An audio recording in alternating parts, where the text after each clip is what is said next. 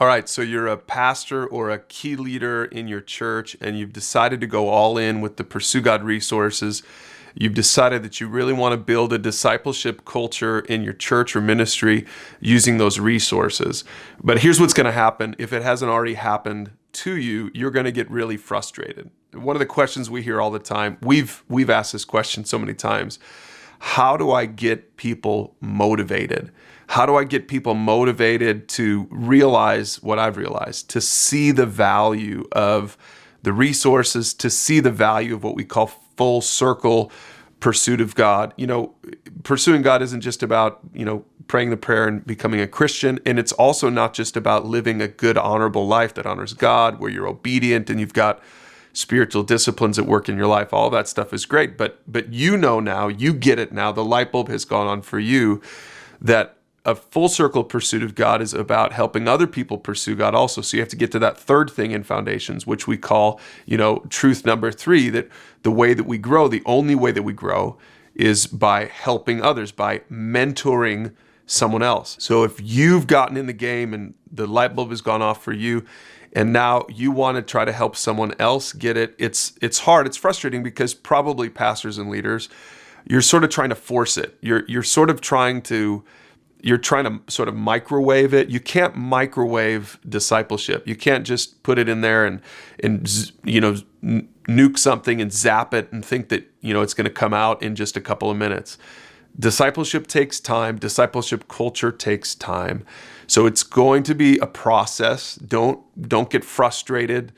Don't lose hope. Don't lose sight of the goal. In fact, I would say this: remember these 2 simple questions. If you want to create mentors in your church or in your ministry, you have to create mentors one at a time, but you have to remember these 2 simple questions if you're using our resources. Here they are.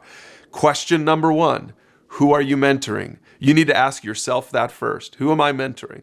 Okay, that's question number 1. If you can't produce a list of a few names of people that you're intentionally mentoring, you're actively mentoring, then it starts with you. So that's question number 1. Who are you mentoring? Now, once you can answer it for yourself, you can then ask it of other people as well. So now the people that you're mentoring, you can ask that first question. Who are you mentoring?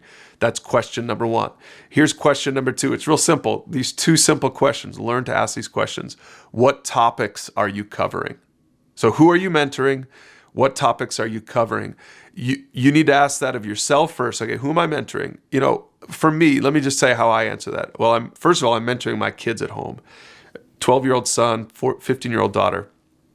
My wife and I are mentoring our kids at home. I tell the people on my team that I'm mentoring my kids at home. Here are the topics we're having.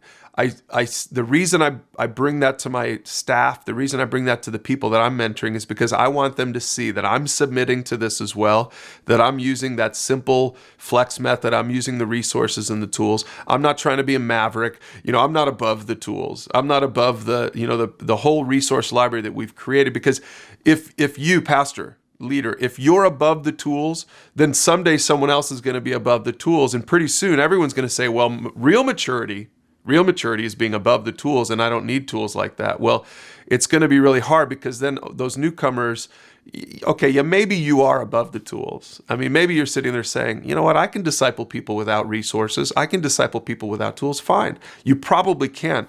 The question is, can you make disciple makers without the tools? Because tools are important. If you're not using the tools, then eventually somewhere down the line, people aren't going to use the tools, and it's going to stop being viral. So these are the 2 questions. Number 1, who are you mentoring, and what topics are you having? Or what topic did you just talk about last week? Because if you can honestly answer that question in your own life, then you can look your leaders and your mentees in the eye, and you can say, listen, I can answer this question. Can you answer this question? Who are you mentoring in your life? What topics are you covering from the resources online? Try those 2 questions and see if it can begin to slowly, one mentor at a time, change your church or your ministry and really help create a mentoring discipleship culture.